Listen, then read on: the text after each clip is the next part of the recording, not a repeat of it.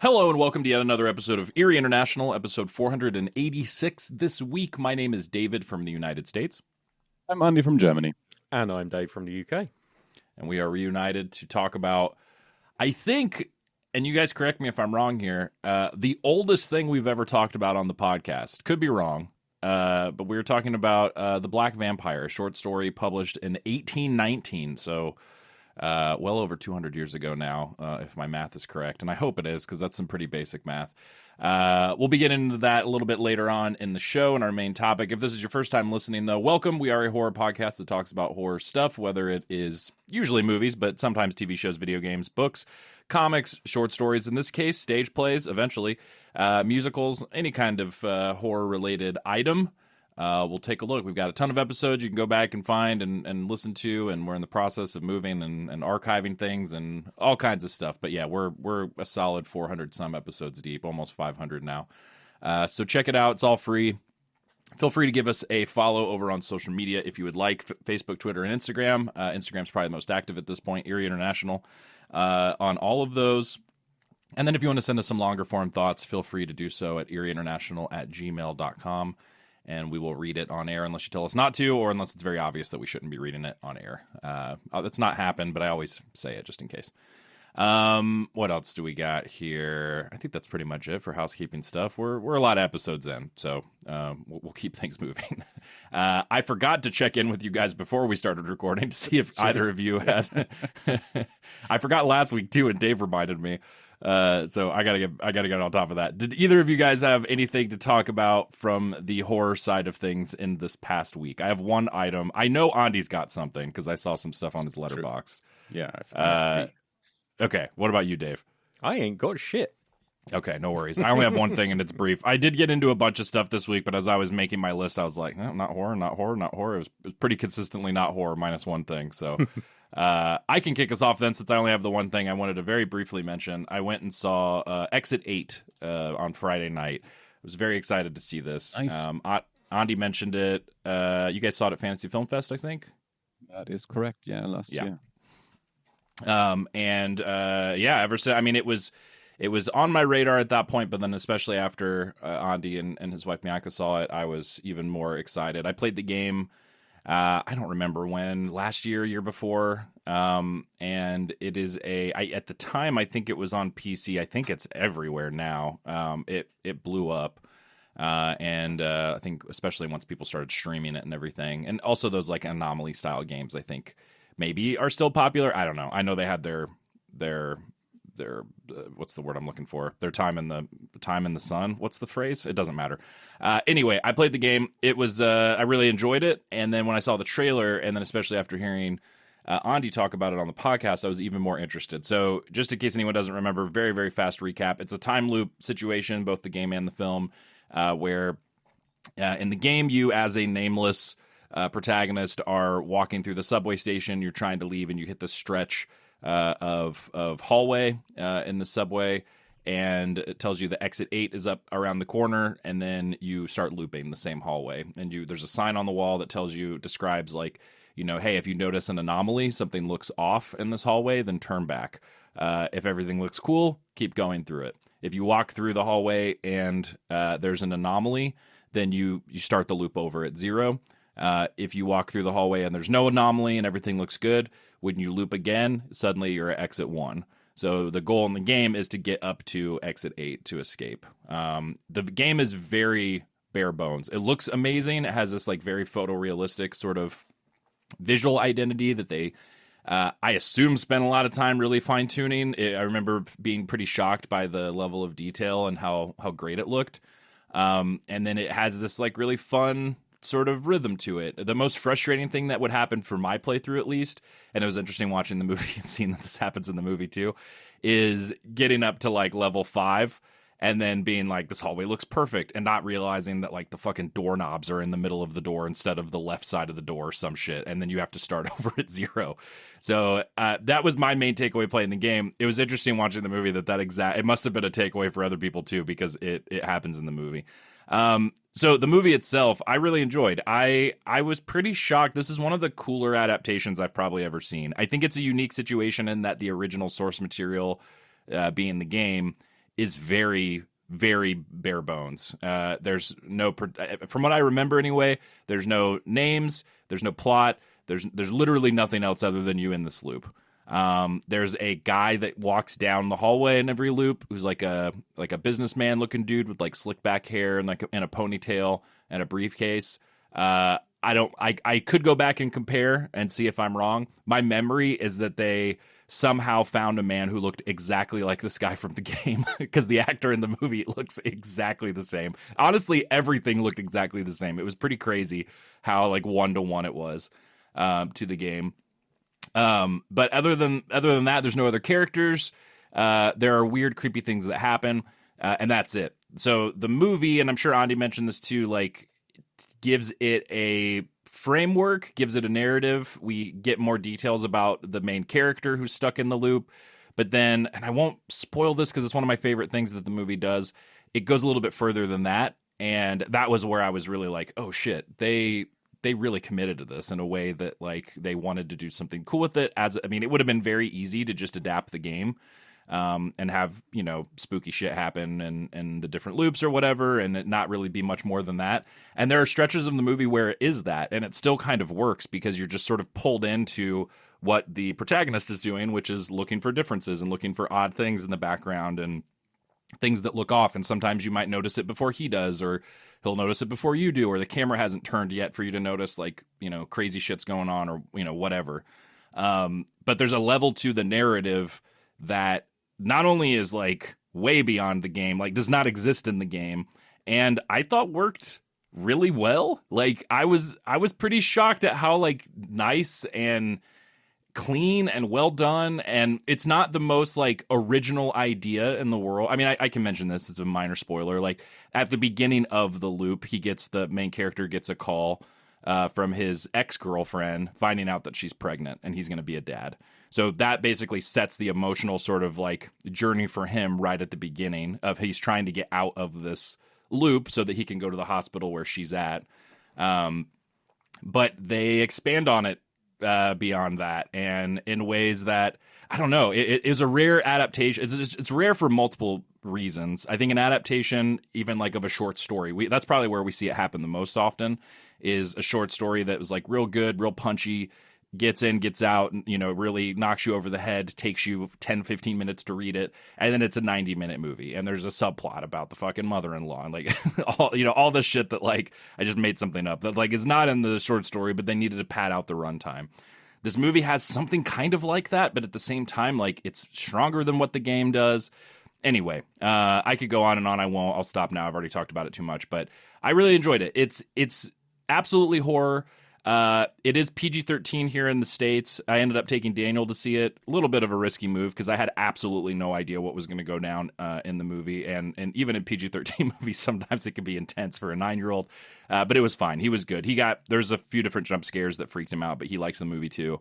And in some ways, it's like a good, I don't even want to call it an entry-level horror movie. It's its own thing. It's its own thing for sure. But it's if you are somebody who is like really freaked out by horror movies, or if you're wanting to watch it with, a friend or a family member or spouse, whatever, that isn't into horror, it's still definitely, I think, pretty accessible, that the scary stuff isn't overwhelming, but it's all absolutely there. It's got really good vibe to it. It's I think 91, 92 minutes long, maybe. Yeah. Really enjoyed it. I'm trying to remember now if there was anything else that you had said, Andi. I'll throw it to you just in case. I remember you saying similar stuff. I know you and Bianca both liked it too. Yeah, it sounds like you basically had the same reaction as I had with the movie, with the difference that I hadn't played the game. I knew about the game, I knew what the game was, but I didn't have firsthand experience with the game. And my main takeaway, I did enjoy the movie a lot, and I was absolutely surprised and stunned how they took a game that doesn't really have a narrative and is more of a puzzle adventure Yeah. game. And they found a story that fit the mechanics of the game perfectly, so that the interior journey and the exterior journey of the character really make it a whole movie. And it's not just, you're not looking at a character going down a hallway. So they really found a connection between the story that they added for the movie that wasn't in the game. And it seems from what you were saying and from what I've heard from other people, that it is an exact adaptation of the game. Yeah. Plus a story that absolutely fits the game, that could have been in the game, that could have been a frame for the game.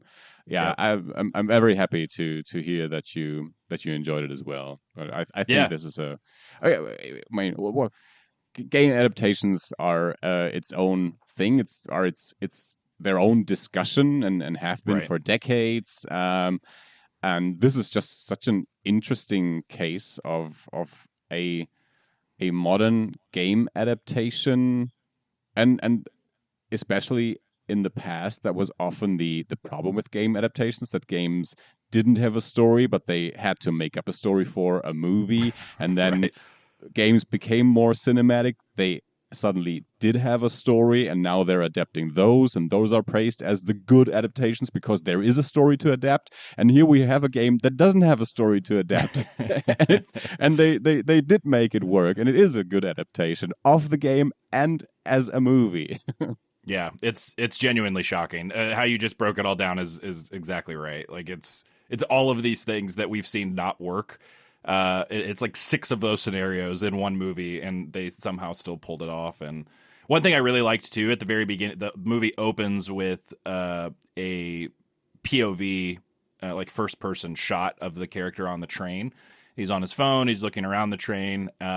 It's a cool stylistic thing, but it also like sets up the movie in a pretty massive way that all kind of connects in multiple different ways. But as soon as the shot started, I was like, oh man, this will be cool if we stay like this for a while, because that's what the game is it's first person, and you're mostly just hearing the same like clicks of your steps and the other guy, the businessman's steps on the tile essentially, or on the floor, and that's it. And so having it be first person, and then that's exactly what they do. So the first like 5 to 7 minutes of the movie are in first person as he's walking around the subway, and then he gets down into the hallway, and I think maybe even does one loop in first person like in the game, and then after, maybe it's more than that, it might be a couple loops. Once he realizes it's looping, the camera cuts out to the exit 8 sign, and then it kind of reminded me in some ways of the third VHS movie, how it's this like found footage thing, and then someone knocks the camera down and breaks it, and then suddenly we're in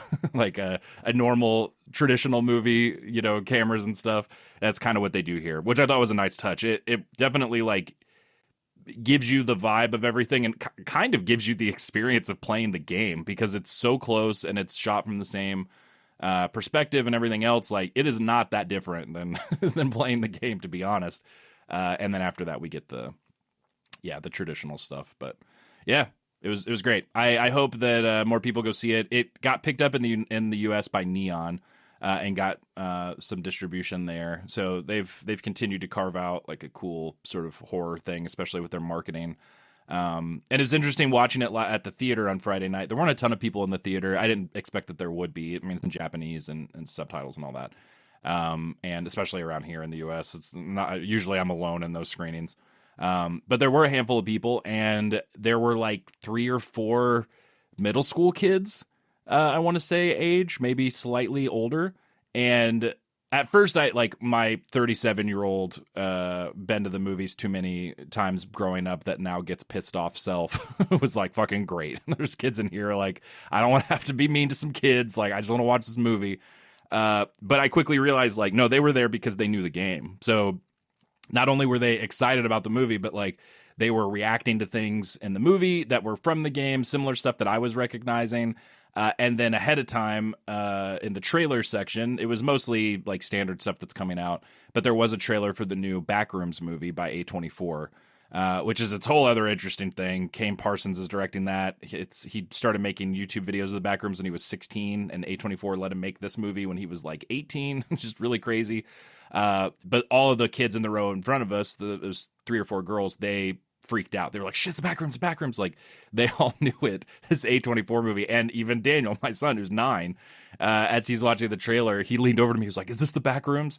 So it's strange with some of these things too. Like, you've got Neon and A24 and, you know, different, more like, not indie, but more, you know, artsy kind of production studio companies that are distributing these movies. But then also there's this whole like gaming younger crowd that's connected into them and knows what they are, which I definitely did not expect. Backrooms a little bit more so because it's gotten bigger, but yeah, there's some Exit 8 fans in the row in front of us of the game. So anyway, it was a good movie. Definitely recommend it. And I also definitely recommend the game. The game's a lot of fun. It's similar in the sense that like it's creepy and it has a liminal space sort of thing going on that gives you a sort of off-putting vibe, but it's not it's not Dead Space or some like hardcore horror video game where you're going to be scared and freaked out to do stuff.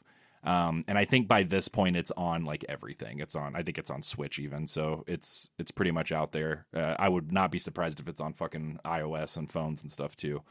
But yeah, had a really good time with it. And I think that's it for me this week. Yeah. I've gotten into a bunch of other stuff I mentioned earlier, but none of it horror. So, Andi, what did you get into? So I have 3 movies that I want to mention, most of them fairly quickly. We watched the new Anaconda movie. Ooh. In 2025, they released a new Anaconda movie. They did. When I first saw the announcement for that, I think it was some kind of half trailer, half announcement video. I wasn't sure if this was a joke because I hadn't heard about it. And it's a Jack Black, Paul Rudd, Steve Zahn, and I'm not entirely sure how to pronounce her name because Tandy Newton is now going by her original name, Tandiwe Newton or something like that. I am not entirely sure. But the story is these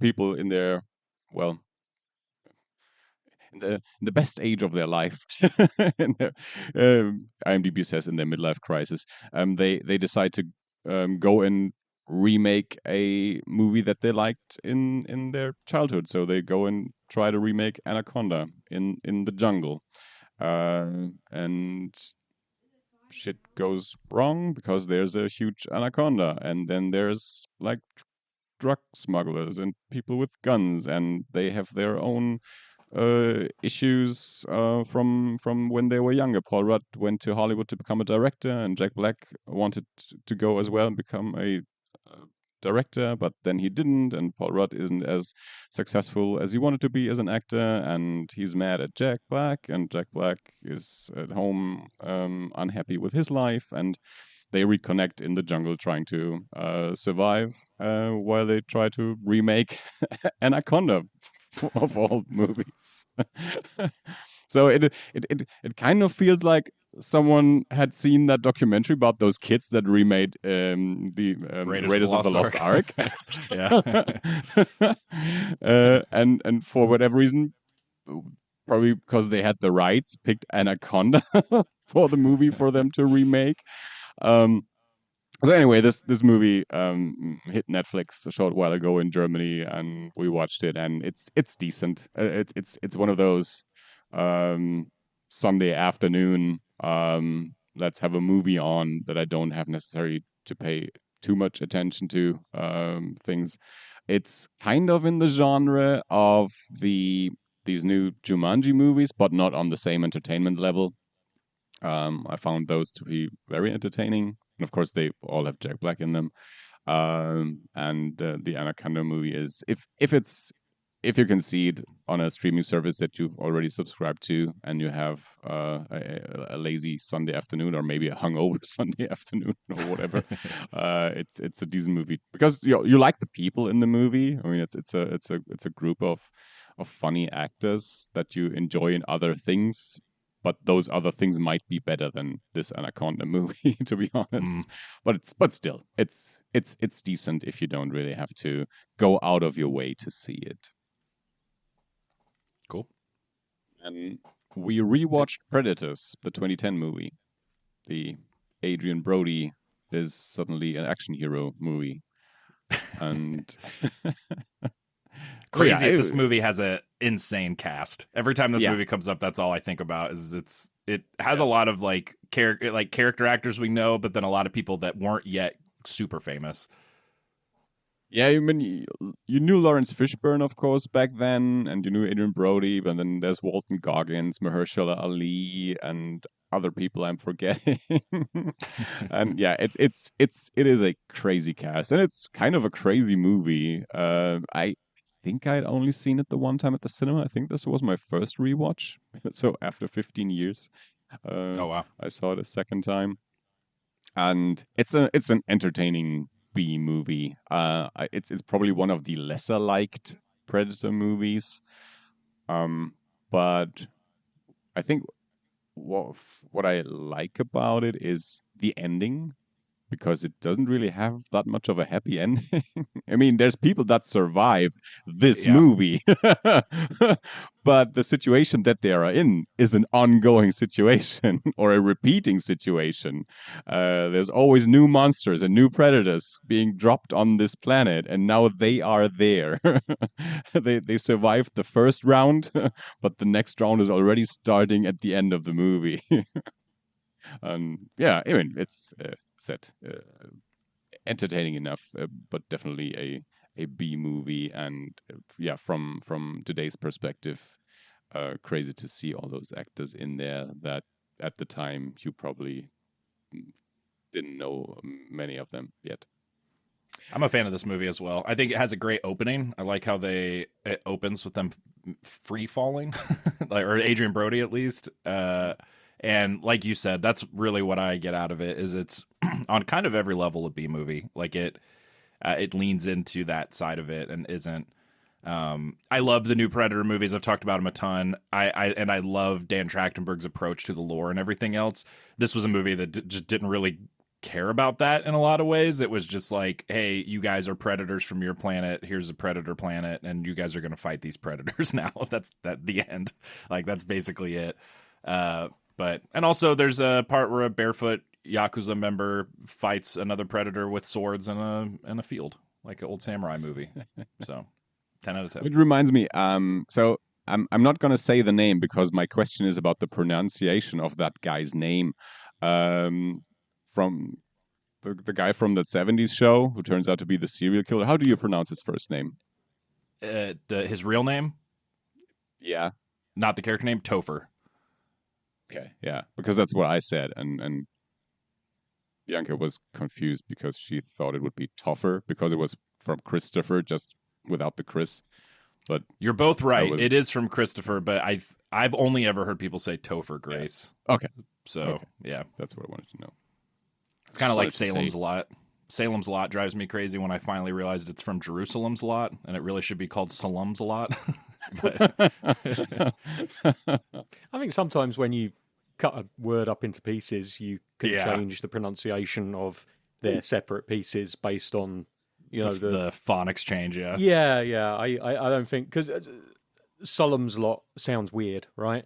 Salem's Lot, you know how it's spelt by how it's pronounced, but it's absolutely right. Like I didn't even realize until just now that Topher Grace's name is a truncation of Christopher. I had no second fucking clue. I think more people should start doing that. Like, my name is Ethan Smith instead of John Smith for Jonathan. Like, take the wrong half that people usually do of the shortening.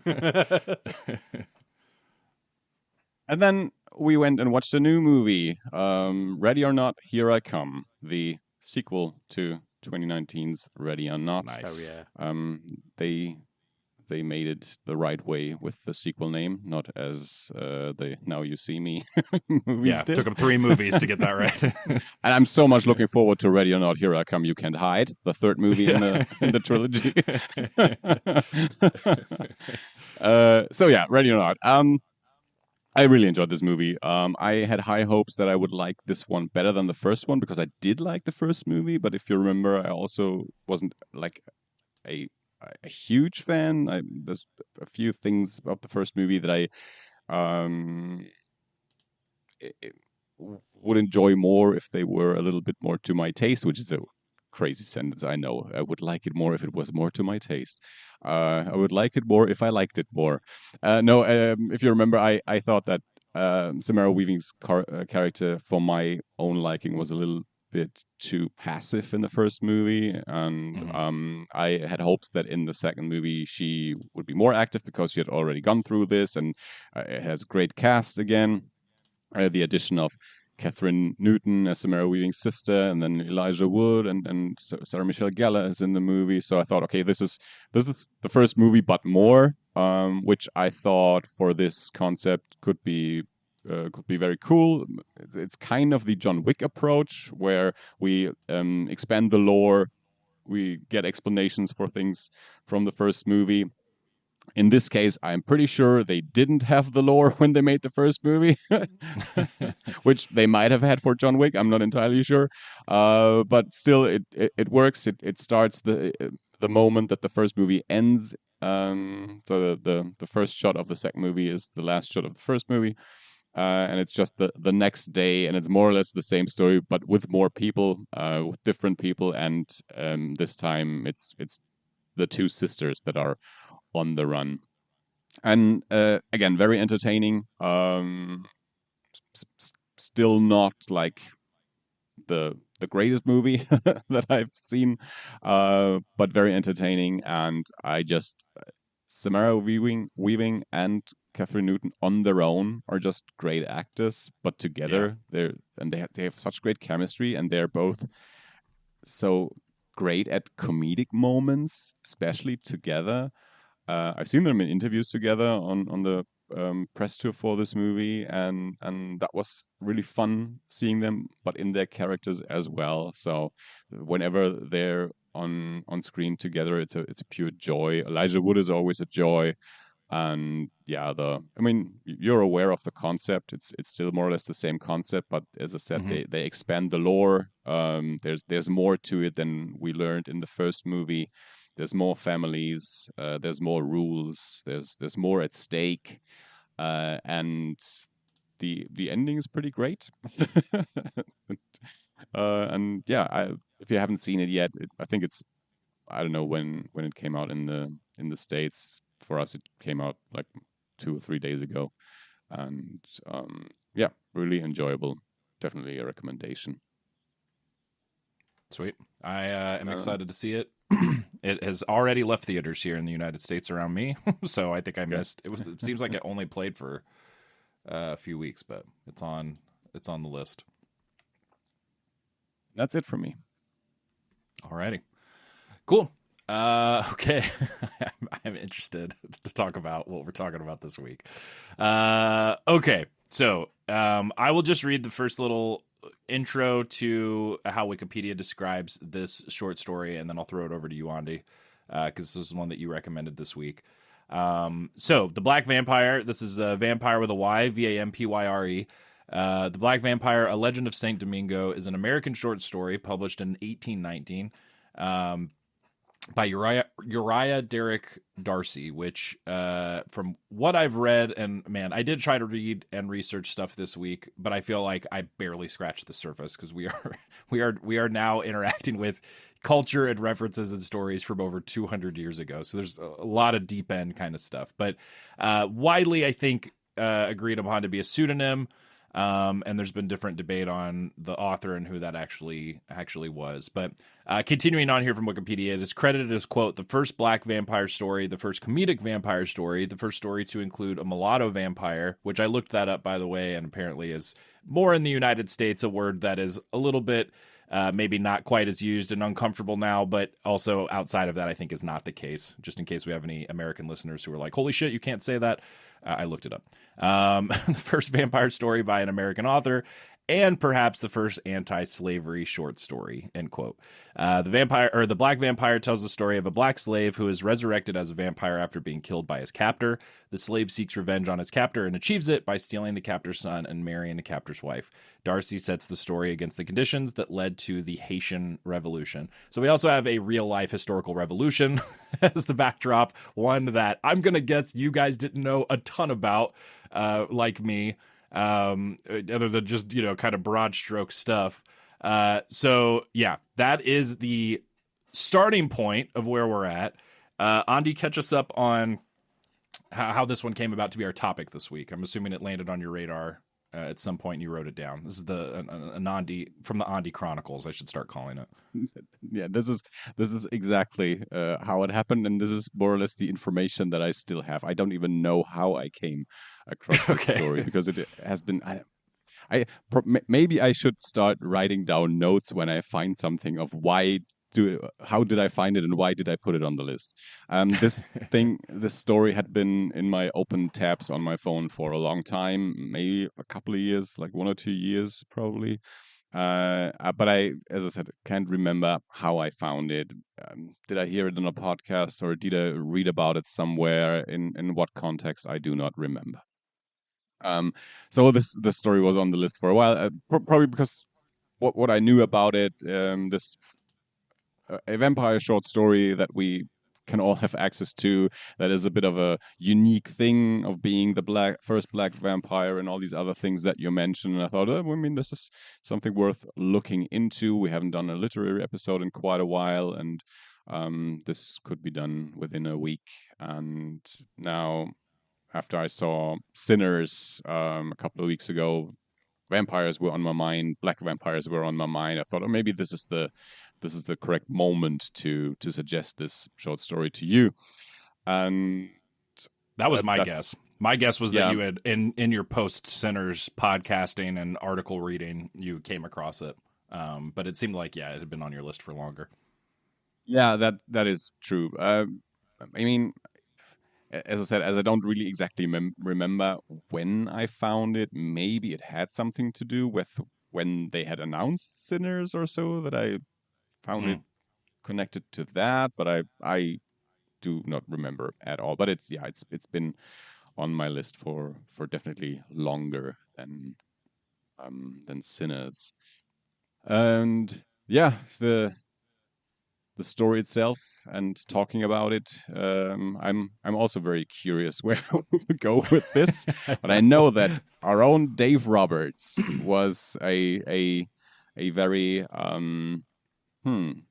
English. It's such a funny language if you don't know the words.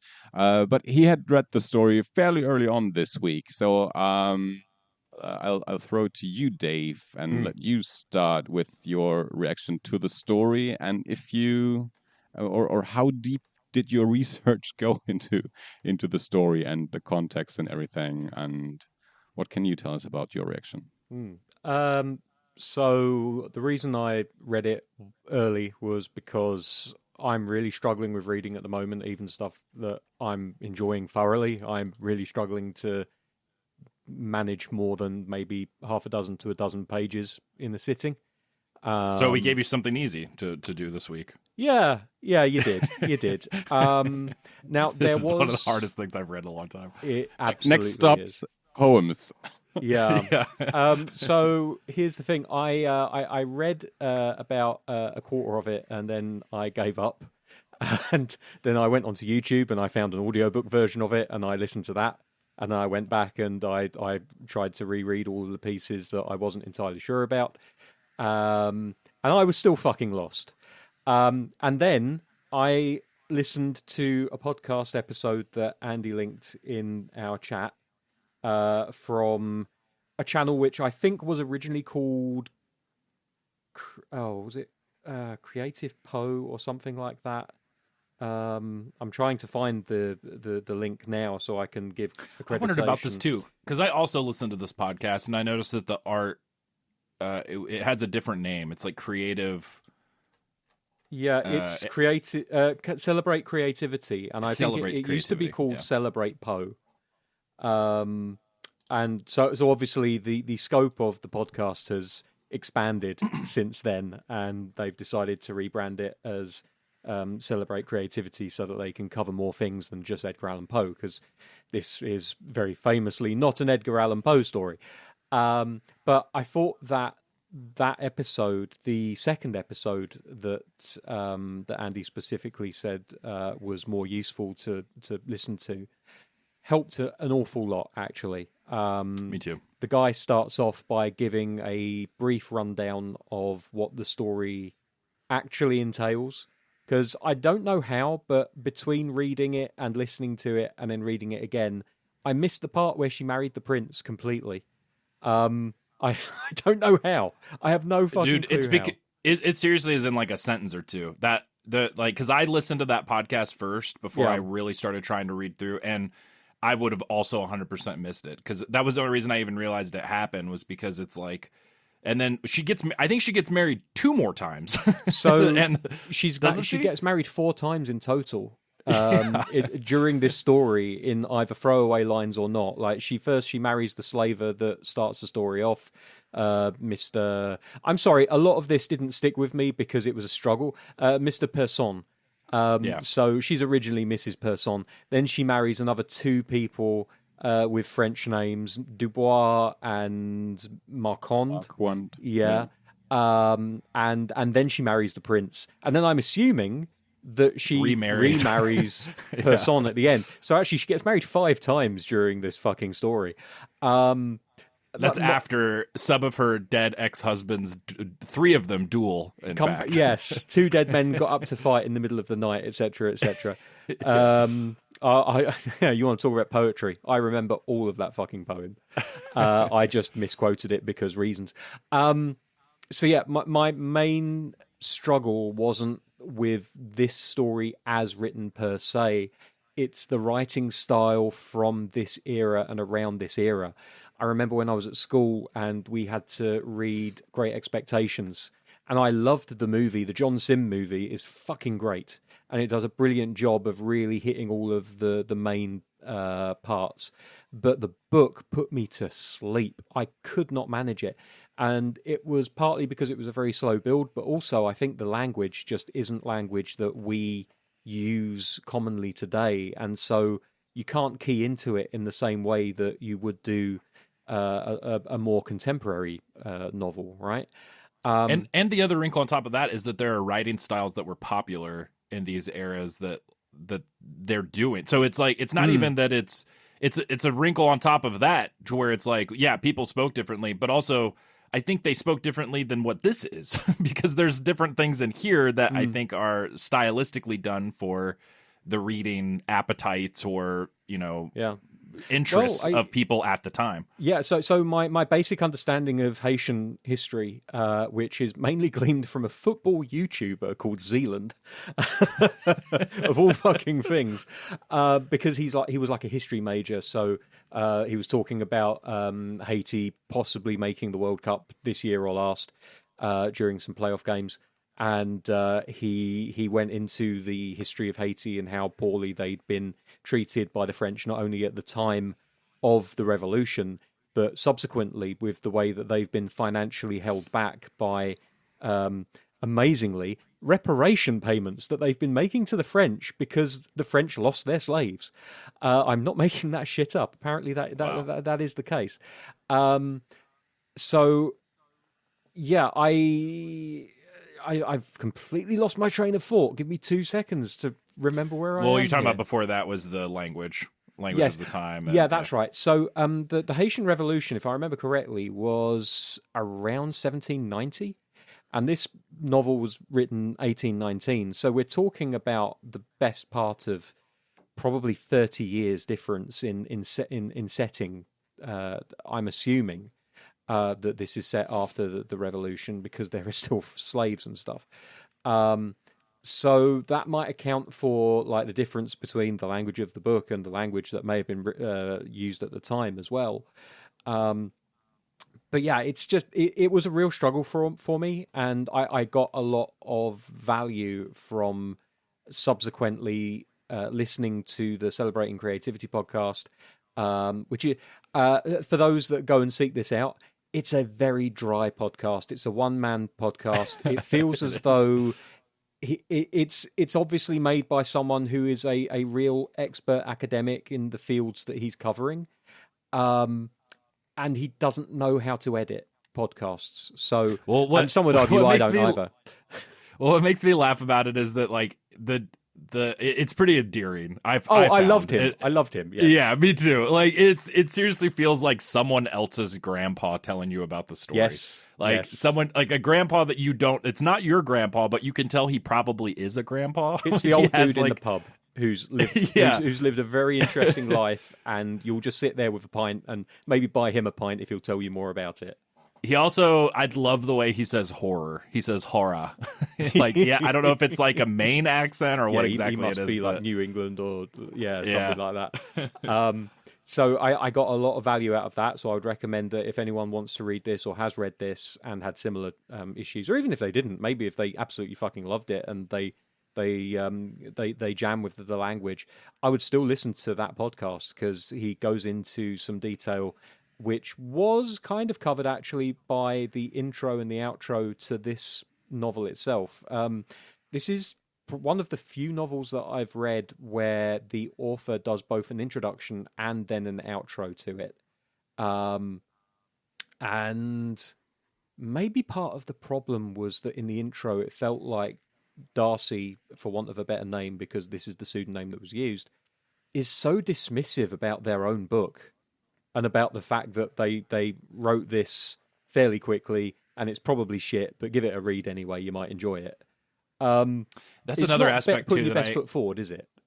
But I also couldn't tell if it was a stylistic thing too. Like there's satire at times in this, and it reminded me at times of when I remember trying to read. I think I read all of it, Gulliver's Travels, when I was younger, and like enjoying it at certain times. But then also other times being like, Whigs and the Tories, what the fuck is like? I don't know what any of this means. And so satire's not going to work if you don't understand what's satirical about it.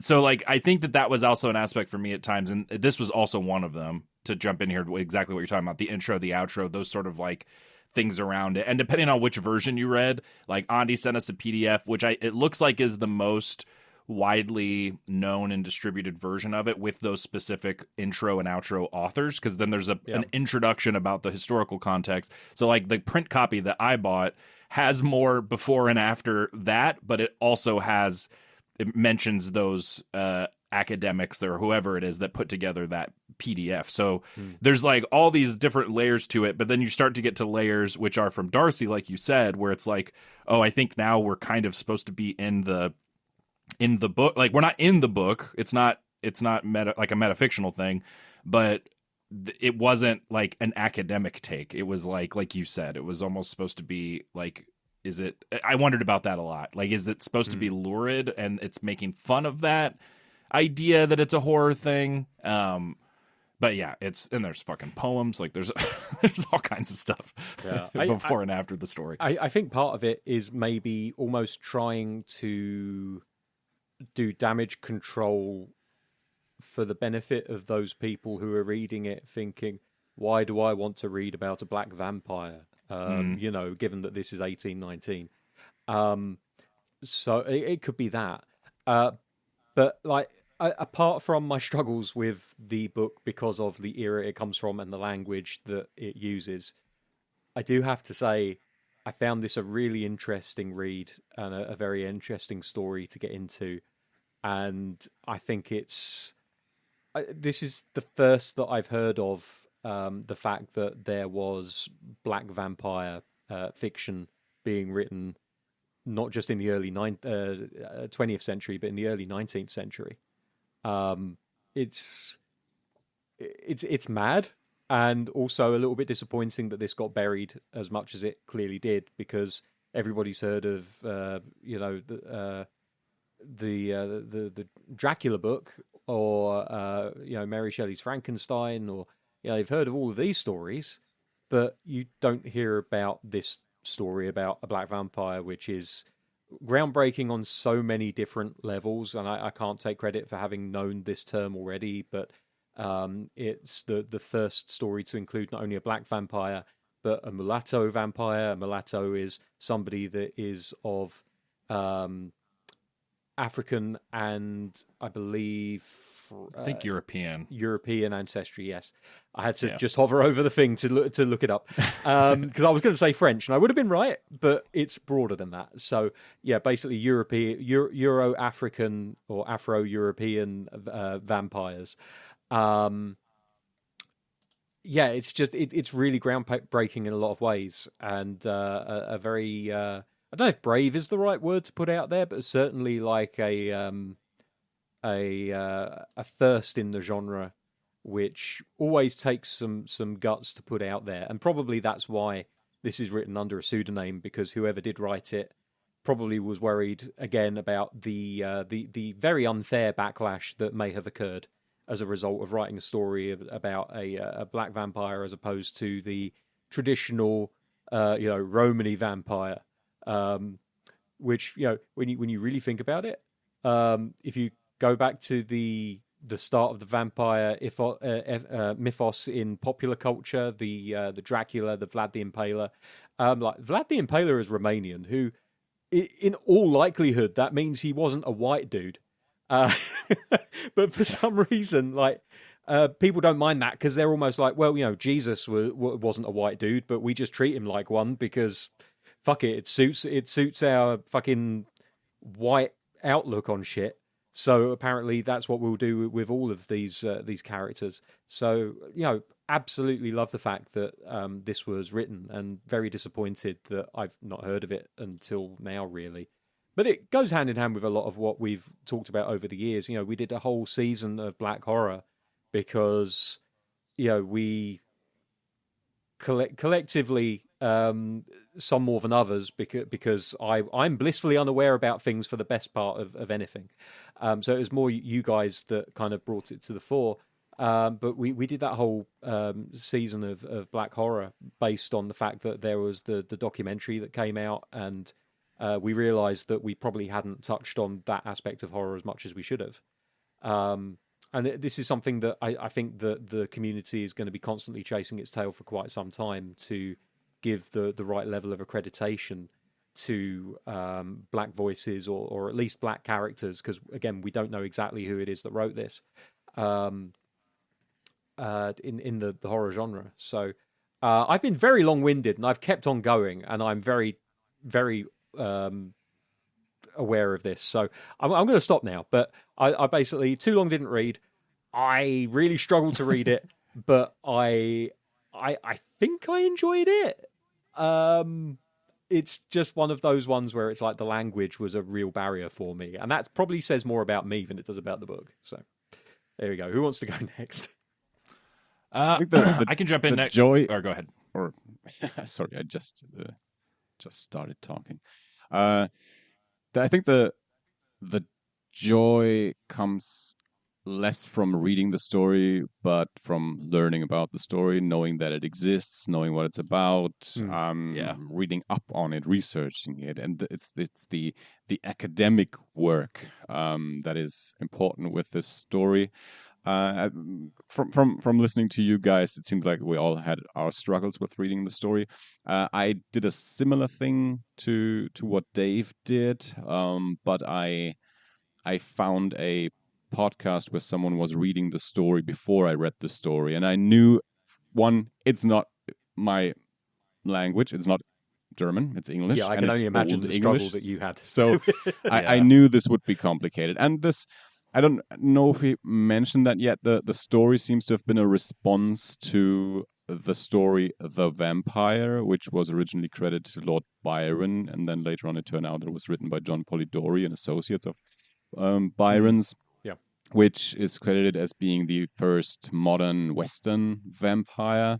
And then The Black Vampire, I think, came out even the same year as a response to that. And I had, before I started reading The Black Vampire, before I even messaged you guys about it, I read a portion of The Vampire. And so I knew, of course, this is English from centuries ago, which I will struggle with. I also listened to the other podcast before I read the story. So because I thought, okay, this is not a thing about avoiding spoilers. The more context I Yeah. get before reading the story, the better probably. And so I read an article about it, listened to podcasts about it, and then I sat down and at the same time listened to someone reading the story and read along, because I thought, okay, if I can occupy all my senses, if my reading senses and my listening senses with the story, I might have the best chance of really staying focused, because I have a hard time staying focused with reading anyways, and if the language is complicated and that the complications just get stronger. Even on that creative whatever podcast, the guy said, I'm not going to read anything from the story because it is full of words that we don't use anymore and no one would understand anything. So yeah, I listened and read the story, and then afterwards I read the Wikipedia summary, and several times I thought, that's what happened in the story? That was in the story? Are you sure? Yeah. I did not get that, but of course, yeah, sure. But I'm sure you're right that this was in the story, and it also seems a little bit like because the story is written under pseudonym, but it seems like people are fairly sure they know who the person was that wrote it, because it's someone that is known in those literary circles, and the name is like an anagram of the pseudonym or whatever. And it seems to have been like an, I don't know, 18-year-old guy. And I know Mary Shelley was like 17 when she wrote Frankenstein, and that one became a classic. But with this story, I sometimes felt like, okay, this is written by an 18-year-old as a response to a story that just came out, like and it sometimes it feels like the first draft.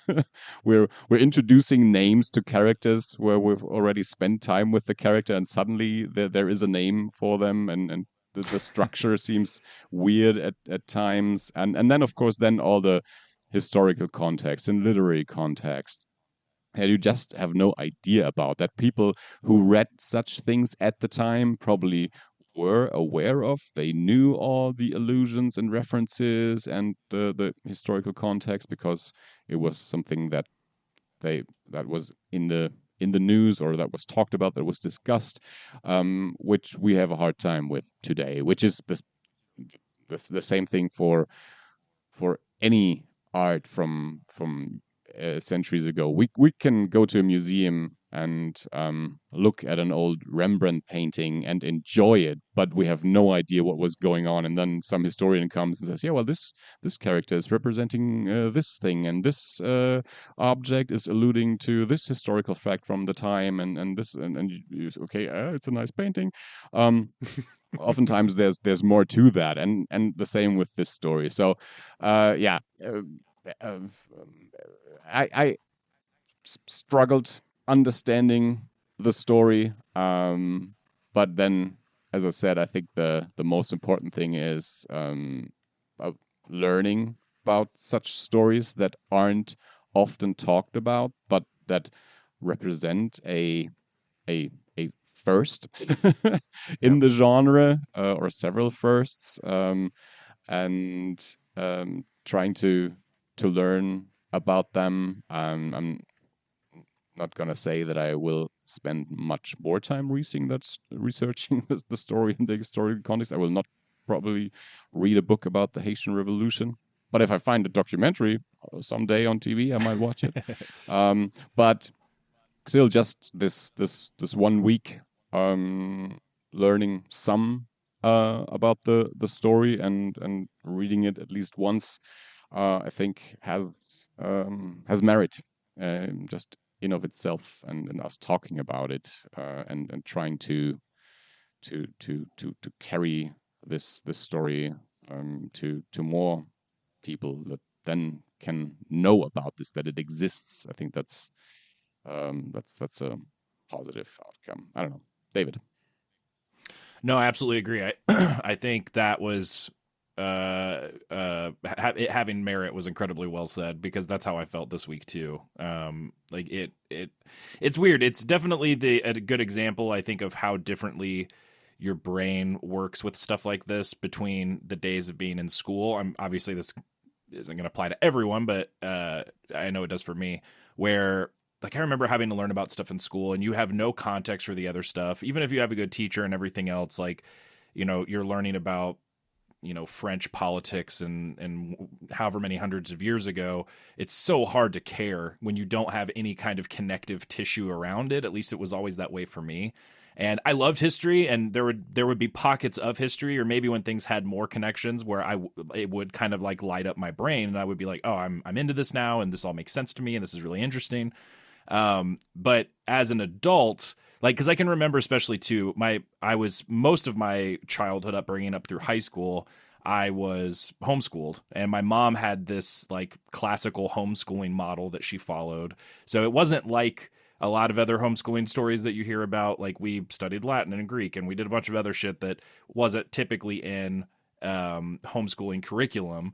But so it ended up being a pretty good education. And when I got to schools back, in the States, because obviously we were traveling and living in Brazil and everything else, I was more advanced, like in terms of stuff that we had already read growing up. So all that to say, there were plenty of times that I had a familiar feeling this week that I remember having as a kid when my mom is making us read some old ass, hundreds of year old, like, and it's just like reading nonsense. Like, none of the references make sense. Maybe they're like the Gulliver's Travels thing. That wasn't for fun. Like, I read that in school with my mom having me read it and try to, learn from it and everything else.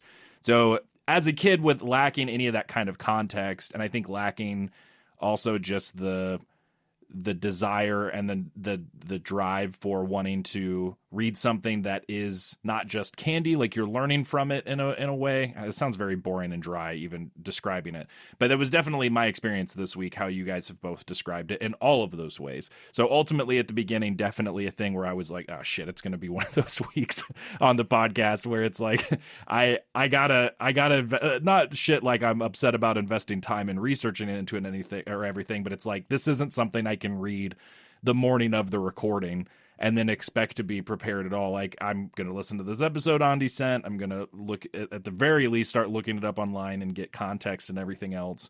The more I did those aspects of it and worked backwards, kind of how Andi you described, where it was like, give me all the context I can, even a, podcast where somebody is quote unquote spoiling the story. Like, that's great before I start reading, because going into this just blind, I'm not going to understand what's going on. I'm probably going to get frustrated, bogged down. So I think we all had pretty similar experiences in that particular regard.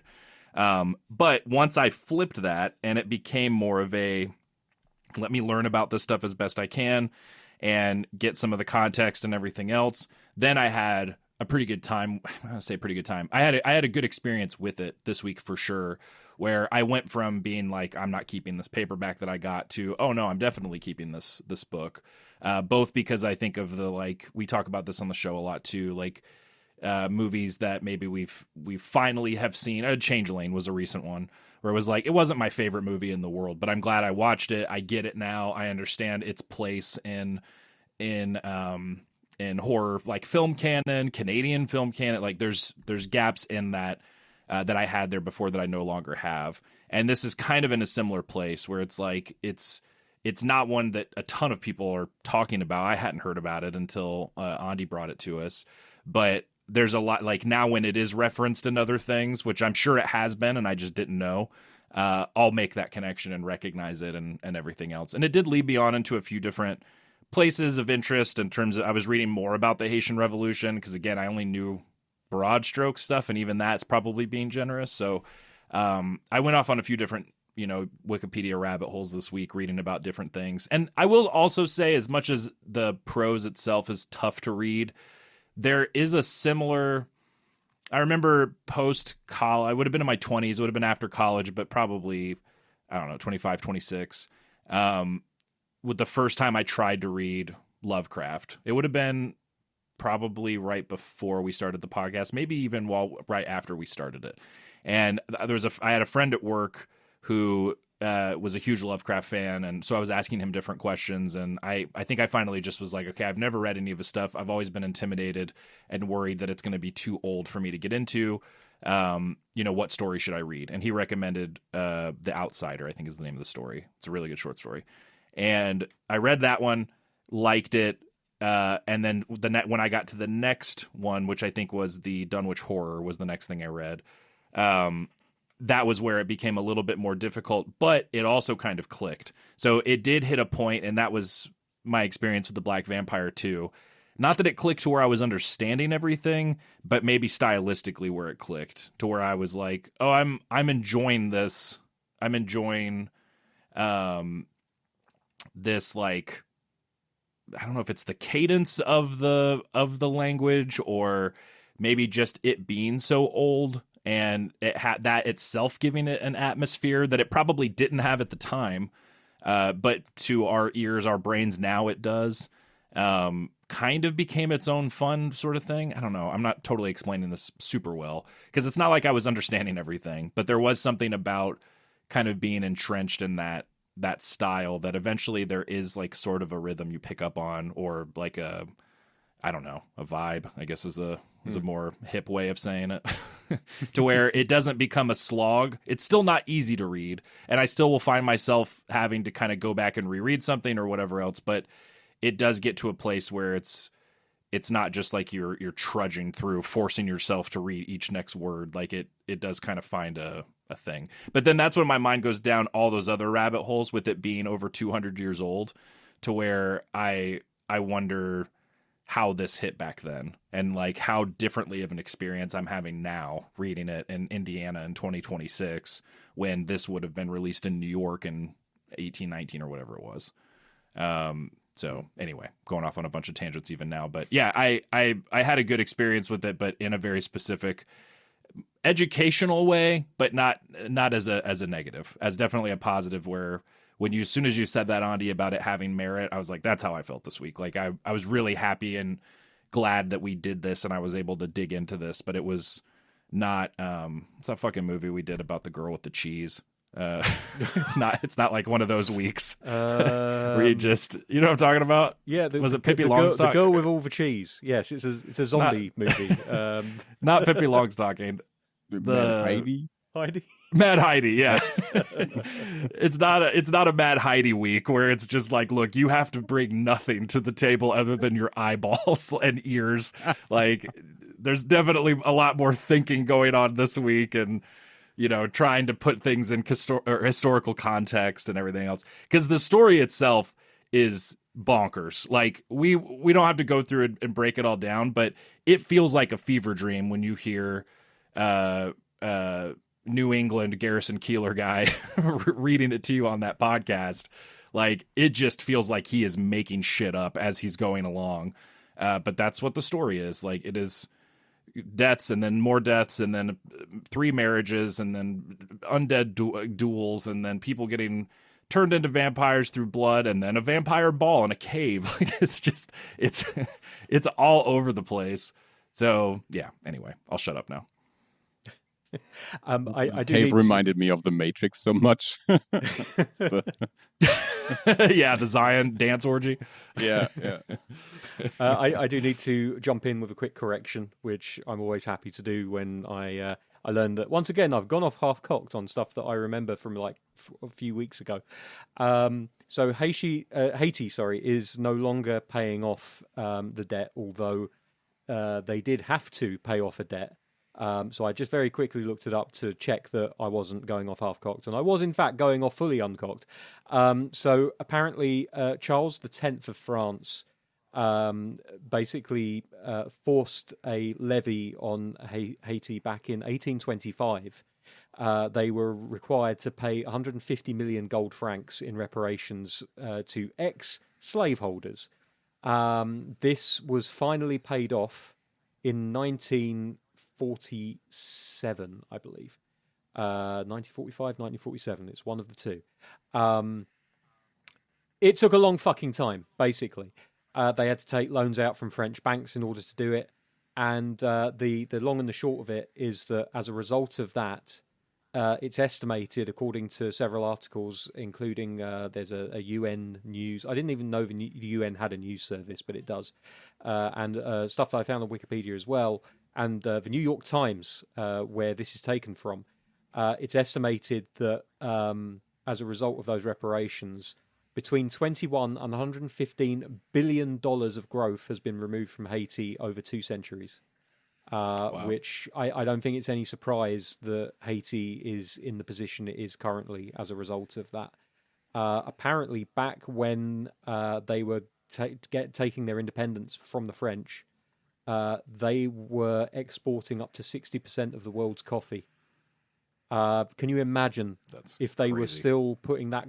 I don't know how much coffee Haiti currently outputs, but the price that coffee is, you can imagine just how healthy of an economy they would have if they hadn't been hobbled by the French. So yeah, I found out that I was wrong. I'm very happy to make that correction. I don't want to misrepresent anything based on poor memory, which is always a risk with me. So those are the actual facts. So there we are. Cool. I think it's clear that none of us know anything in this episode, so I don't think anyone will begrudge you not knowing it right off the bat. Yeah. If I say something and I sound like I know what I'm talking about, look it up yourselves, guys. This is the kind of episode where we know that this story exists and we try to read it. So go on, do it yourself. Do the research. Yeah. You become an expert and come and educate us. I mean, I'm all for that, honestly. If someone knows more about this stuff or has interesting facts that they think that we should know, let us know, because I would love to know more things about this that are directly related to the subject that we're talking about. You know, every moment is a learning moment. It definitely feels like the kind of thing that would later get not adapted, but like a new story directly. Like Mike Mignola does this all the fucking time with Hellboy, or he did when he was doing especially Hellboy short stories. Like if you have the trade paperbacks, usually either in between the stories or at the end, there will be all these notes from Mignola about the story itself, or like, oh, I really wanted to draw a werewolf, so I did this story. I built a story around it, or sometimes it's as simple as that. But a lot of times this was from this book I read of folklore, old horror stories from, the 1800s. I have some books I was talking to my dad about this last weekend. I have some books in my office that are printed by like a university press. Like I had to pay like $50 fucking for this book and order it directly from some university somewhere because it's not in print, because Mike Mignola recommended it on like a documentary or something, because it was a big influence on Hellboy or whatever. Like he reads old shit all the time. And then does like his sorts of riffs on them. So I did think about that. It's like I wouldn't be surprised if somewhere there's like a cool update on this idea or this story, or because you see that happen in horror fiction a lot too. I mean, Lovecraft, there's an entire like subgenre around it.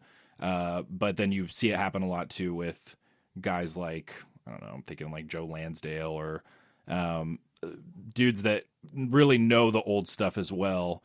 And will do kind of like modern riffs on them or sequels or whatever else. So it did make me wonder about that.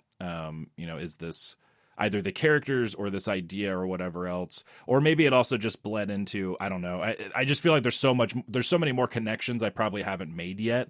I know there's a whole, that's like a whole thing in the zombie genre too, right? Haitian stuff. Isn't that? Yeah, I have. I actually picked up a book on the subject, which I've yet to start because it's a book. But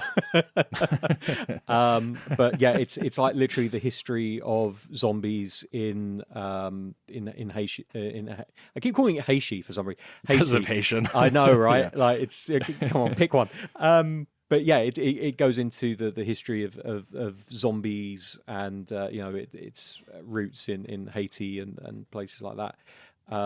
I'm definitely going to read it at some point, but it's going to take a few weeks. So, maybe in 5 years. We did one movie that had some of that, right? Was it White Zombie or something?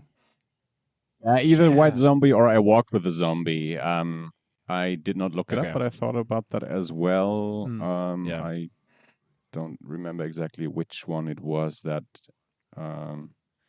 took place on Haiti. I think I walked with a zombie.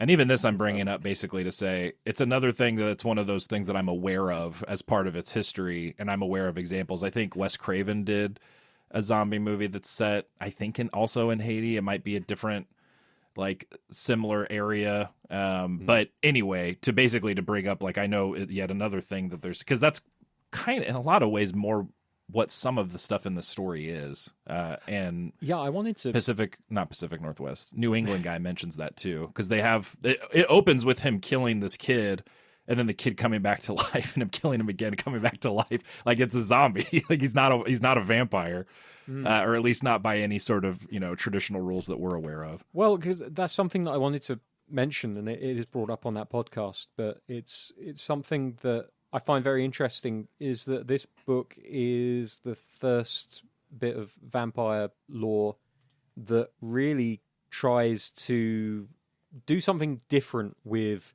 how do vampires feed? How does the quote unquote infection work?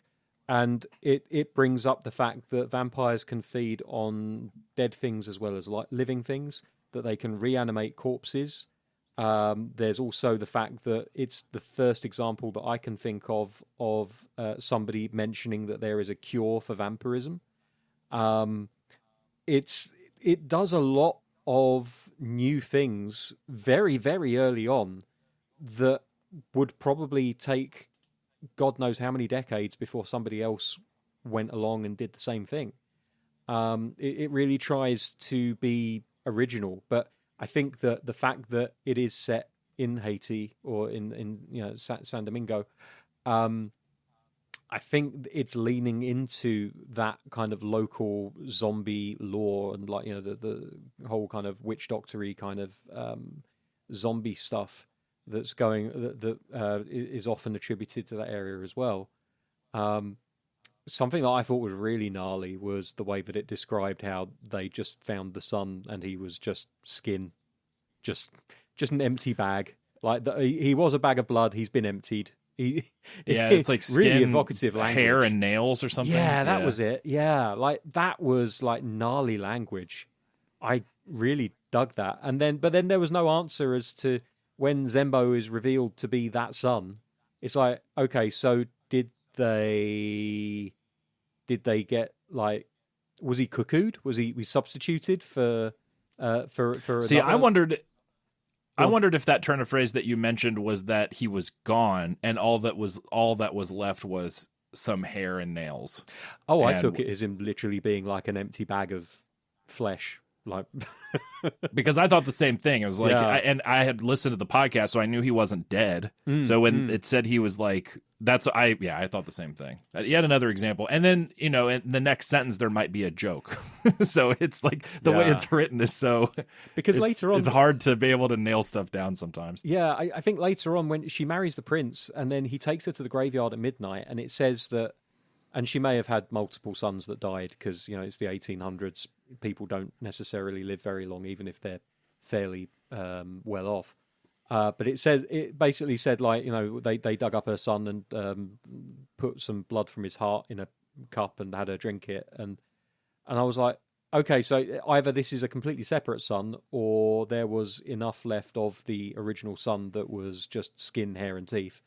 Or nails or whatever, and also a heart with a little bit of blood. A heart with a little bit of blood in it. Yeah. So I don't know, but how that turns you into a vampire, I don't know. So according to this law now, just drinking any old blood, but isn't the little a vampire?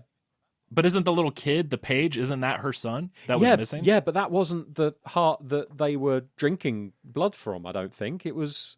They dug up the supposedly dead son. Kid. Yeah, it's a bit confusing. It's a bit confusing. And then fair play. It's and that's why it feels like a first draft of a teenager. Yeah. A teenager wrote a story, and no one, I was going to say, it's like, well, you don't have to worry about it for too long because within a page or two, 3 undead ex-husbands are dueling in the graveyard. So which was quite funny. It moves and incongruous briskly. Yeah, like I love the fact that the prince is like, well, you two can fight each other, and then the winner. It's basically kind of like a wrestling tournament bracket where it's like, well, this dude is better than these two dudes, so he gets a bye to the next round. And then it's like, well, you two fight each other, and whoever wins, you get to fight Mr. Pernod or whatever his name was. And then his name is literally Person. He's Mr. Person. Mr. Person. Yes. And then literally, like, the prince is like, Personi, I think is how the guy on the podcast calls him. That's yes, yeah. I would imagine it's meant to be Person, but New England French skills maybe not the highest. But yeah, the prince is just like borderless now, steak. And then like the logic of you repeatedly killed me when I was a child, but I forgive you now. I kind of struggled with that. There's a lot of logic jumps in this book that I don't necessarily understand, you know? And also, like, Zembo apparently told the soldiery that the vampire and the slaves were meeting in this cave. I don't remember reading that in the text or hearing it in the audio book. But apparently it is a thing which is generally considered to be the case. The prince doesn't get like a very obvious ending. Does he die? I think they kill him. Yeah. Yeah, I just don't know. Yeah. It's all very confused. Yeah. The thing that I appreciate especially is like, and this is a very specific thing that I don't expect academic scholars to do, but like the thing I wondered a couple times was like, was this the Toxic Avenger of its time, in the sense that how we think about and talk about the Toxic Avenger now? What if someone in 200 years was like, oh, we have a mutated gene thing, some sort of historical connection, and then was like, well, this is the first time we ever made a film about mutants, or, look how we viewed this stuff then. But really for us now, we're like, yeah, Toxic Avenger is a fucking awesome, but very stupid, like not great movie in a lot of ways. Like that's the kind of stuff that I really appreciate in terms of context, is like, I wonder, like Andi mentioned, the first draft thing, like you're hitting here now too, Dave, with like some of the logic and like the pacing of it, is how much of this is a style of the time thing, how much of this is a thing, like there's so many levels and layers of context that we don't necessarily have or that we're trying to piece together. And it could be that it's, the same thing as 200 years from now, they're still being podcasts and three guys taking a magnifying glass to the Toxic Avenger and being like, let's really dig into this. It might just not be much there. Like it might just be a thing that it, like Andi, you said earlier, when there's a first thing versus a, this is the thing that made it what it is, or defined it as a genre, or popularized it, or whatever else. There's inevitably, some people that got there first. It just didn't hit for whatever reason. So anyway, I think about that, my mind, that if anything pulls me out of it to where my mind starts wandering, it's stuff like that, where I start wondering, like, what's the context here? How did this, I've even talked about wishing I could go back to time travel to like the 70s and see Star Wars with the crowd, or Taxi Driver, like different movies where it's like being able to see it in the context. And that was not that long ago in comparison. So there's just so many layers to this shit too. But I mean, you'll be able to watch Star Wars in movie theaters next year. Yeah, and I mean, I saw it even not for even the first in the 90s, time, like you're talking about. Sure, even in the 90s, like being able to see it when I did, like that was kind of a similar, touched on a similar thing, and that they were the re-releases or whatever. But obviously, I hear about people talking about what it was like when it came out in the 70s, and you'll never recapture changing that everything. First time. And yeah, exactly. Yeah. And on the back of this paperback that I have, which is an interesting book, this publishing, it has a big stamp on the front that says first time in paperback, which is funny because I'm sure that's true, because the original was a chapbook, but also it's not been in print or not been. Yeah. Anyway, but it's from Gothic World Literature Editions, and they have like a bunch of the stuff in here that they add in, and asterisk and everything else, like, did help. There's an intro I haven't read yet because it's by Dr. Panton Plasma PG.HORR. And I was like, well, that is obviously not a real name. I even Googled it because I was like, some people have crazy names, and nothing came up. So I don't know who this person is, if it's like an editor at the press that just wanted to do an intro or whatever. But I did start reading it right before we recorded, and it had a bunch of context in there. I was like, that's helpful too. Anyway, I'm going off on a bunch of tangents here. Someone else talk, please. The thing is, most of what we do here today is tangents, because we're not knowledgeable enough to talk about the actual topic.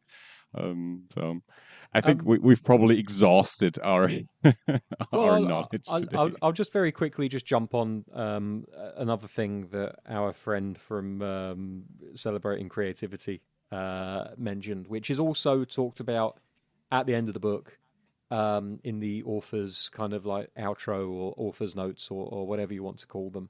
And it's the concept, and I think it gets very muddled, which I agree with Celebrating Creativity on this.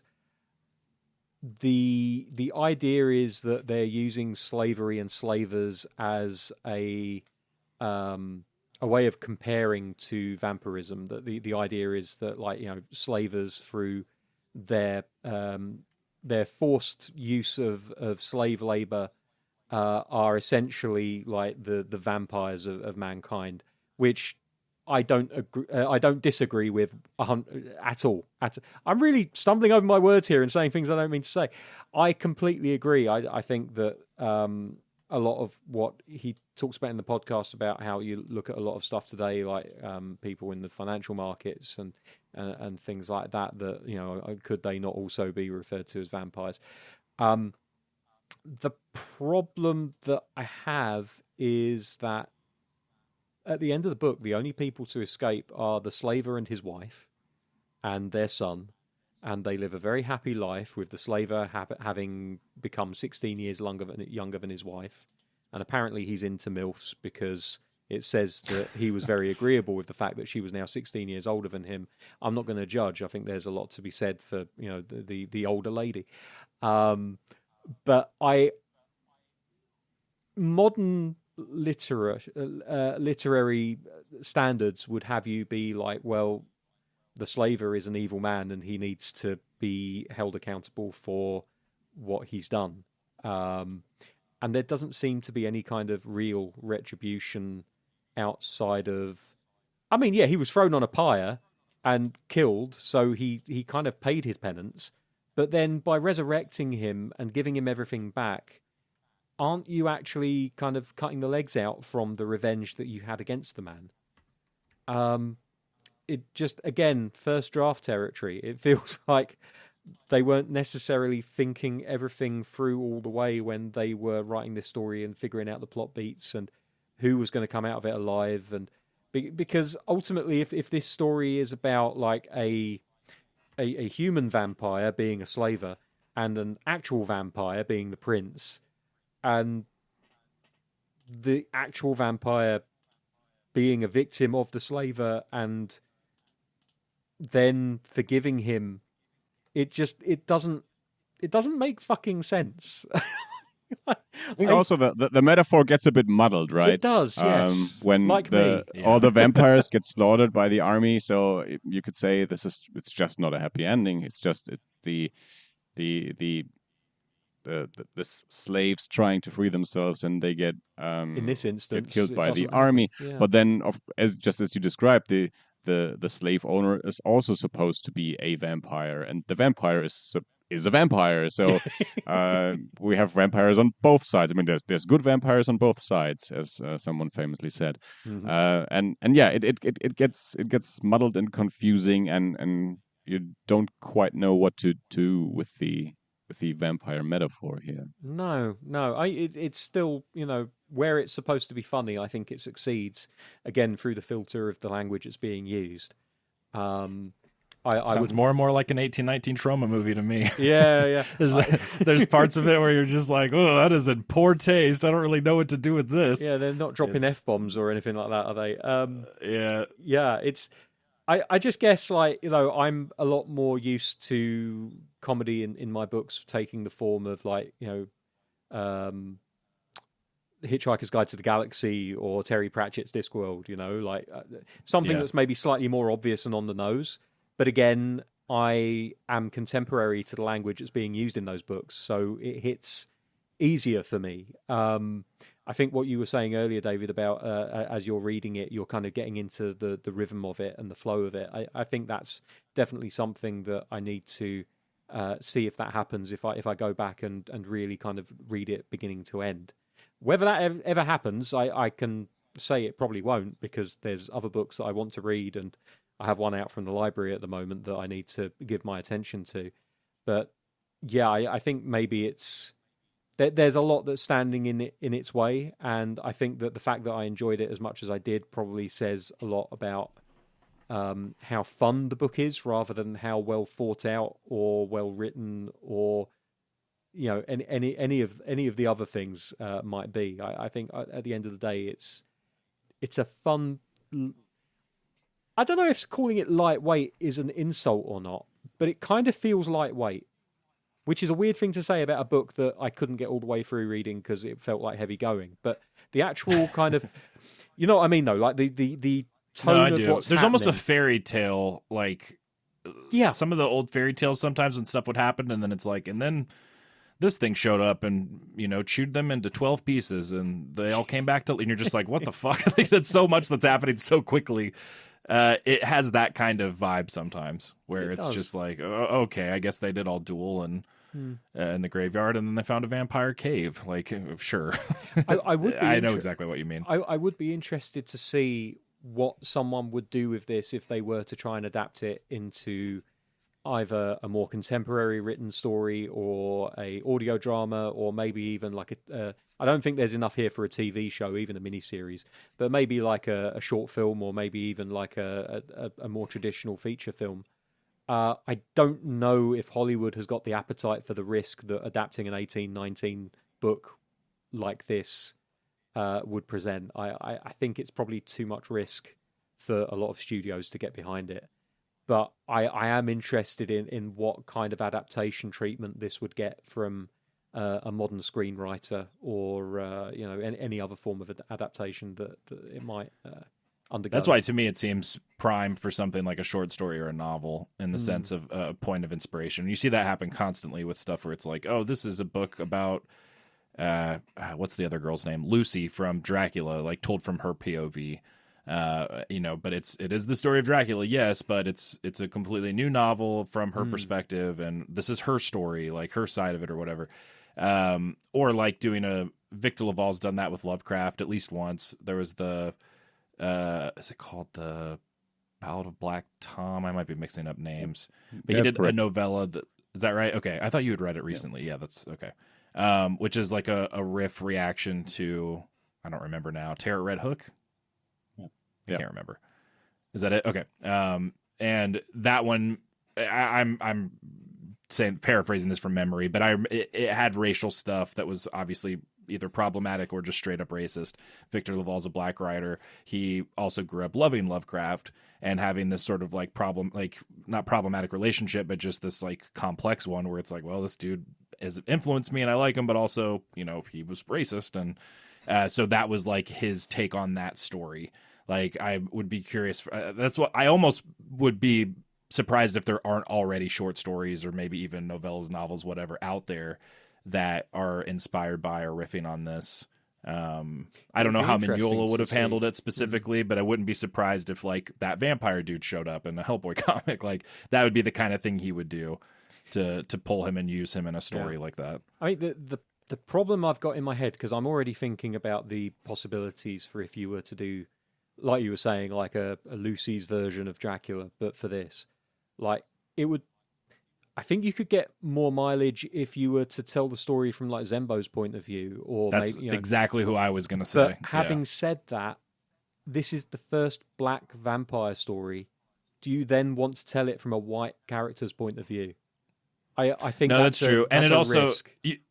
You also would have to change a lot of stuff, because even with Zembo, where it's like, okay, you make it from his perspective, that's a cool idea. You're waking up not knowing you used to be alive, blah, blah, blah. But then are you going to get to a point where these people are your actual parents? And like, it's still going to run into stuff where I think modern audiences would be like, what the fuck? Like this, there would have to be, it would need some pretty heavy big narrative adaptation. changes. Yeah, absolutely. Yeah, exactly. And then to your point, the historical or cultural significance of it, you wouldn't want to I necessarily don't think you take want away. to take away from it. I mean, you can argue that this story is not necessarily told from the point of view of the prince. He is an incidental character in a story that ultimately is being told by Anthony Gibbons, who is a mulatto. Oh, we didn't even talk about that. He's not Dude in only New Jersey. he's not only a mulatto, but he's also possibly part vampire as well, because he has bowel issues.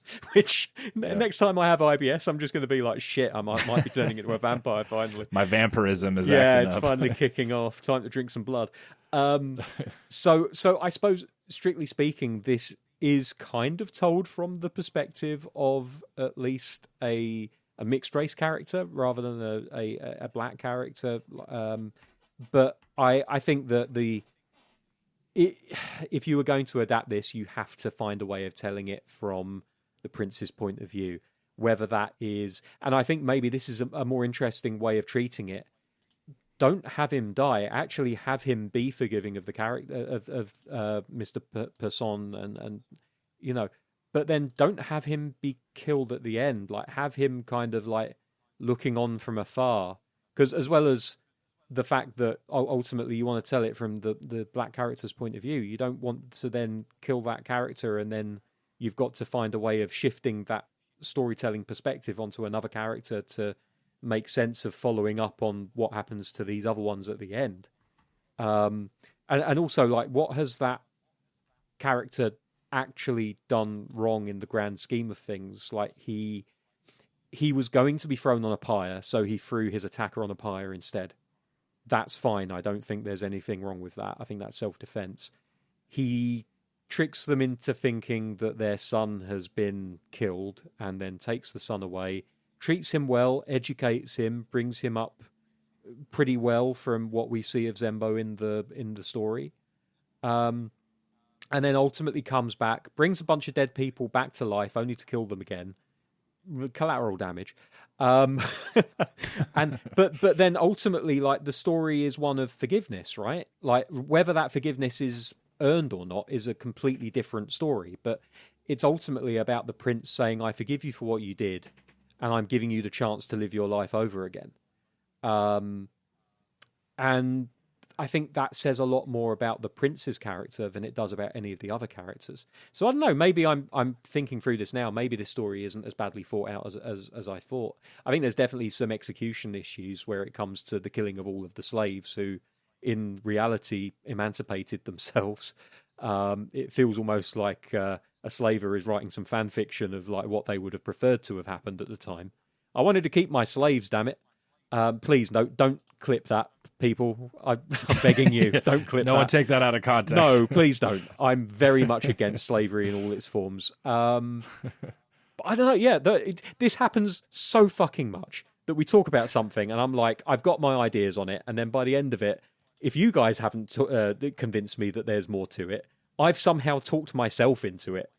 I think it also speaks to the kind of nonsensical first draft problems inherent, where you could kind of just talk yourself in circles with some of it. Yeah.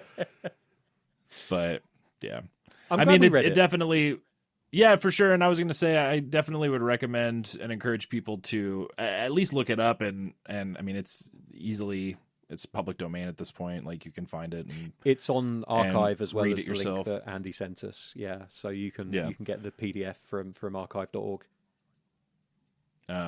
But it was a fun week diving into something different like this, and like I said at the top of my little segment of it too, like, it definitely highlights the difference of having an adult brain versus a kid brain. Because for me this week, I was like, oh, let's learn about this thing now. This is interesting too, and provides more context or whatever, but it did bring pretty sharp contrast to how much that shit annoyed me as a kid when I was doing it this week. But it's interesting, and like Andi said, has a lot of merit, and I think people should at the very least look it up, check it out, and see where some of this stuff maybe started accidentally. The Toxic Avenger of 1819. That'd be the name of the episode if we did it like that. Also, a movie I'd watch. 1819 version of Toxic Avenger. Okay, do we have any other big thoughts? I assume we're not doing double feature picks for this. Yeah, No. Okay. For some reason, Man, there's a couple seconds of silence there where my heart dropped, and I was like, son of a bitch, did they both have double feature picks? And I have to scramble to think of one now. Look, I'm just going to throw it out there because it's literally just occurred to me. Vampire in Brooklyn is a black vampire movie, set in America. I don't know. I've not seen it. So but it is a comedy. It is a horror. It is a black vampire. Isn't it also a Wes Craven movie? Yeah, so. it was. Yeah, I think it is. So I have no idea if this has anything to do with the black vampire with a Y, but it is a black vampire with a Y in the title of the movie. So, Man, how hilarious would it be if it's a direct oh my God, could you imagine? continuation, and we have one Vampire in Brooklyn super fan that this whole episode has been like, these stupid motherfuckers have not seen the greatest film of all time, Vampire in Brooklyn. Oh my God. I'm The Further Adventures of Zembo. Yeah. I'm speed reading. Probably not Zembo. Zembo is not the vampire kid, but the mulatto kid at the end of the story where the Jersey kid, the new baby. He moved from Jersey to Brooklyn, and his story continues. And now he's played by Eddie Murphy. Always all right, complaining listeners, about his guts. Yeah. Let us know if you happened to read this week. I doubt anyone did. That'd be crazy, though. That's some commitment. But if you did, as mentioned at the top of the show, hit us up social media, Facebook, Twitter, Instagram, longer form thoughts, eerieinternational@gmail.com. Thanks for listening. In the meantime, stay safe out there. Keep watching horror movies, and we will see you next week. Bye. Good move.